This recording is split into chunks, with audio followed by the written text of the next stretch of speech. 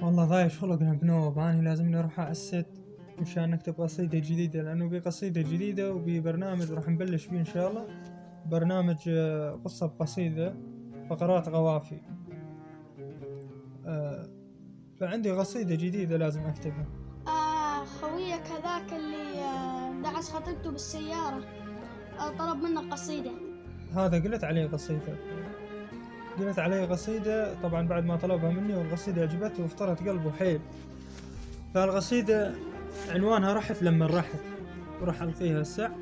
رحت لما رحت ما أدري شنو صار، رحت لما رحت ما أدري شنو صار، متت لما متت متلوث بدمك، قتلتك مو قصد بس هي هيك وياي، قتلتك مو قصد بس هي هيك وياي، تموت أنا السبب وأتعذب بهمك، حبيتك ردت تقضي العمر وياي، تاليها رحت ما ظل أحد يمي، كاتلي ولف بس هو ظل وياي، كاتلي ولف بس هو ظل وياي، شقضيها بعد لو ما يرد يمي، حرمها العزيز الموت دون أسباب، وأنا أسباب موتك وش يموتني، حرمها العزيز الموت دون أسباب، وأنا أسباب موتك وش يموتني، وأنا أسباب موتك وش يموتني.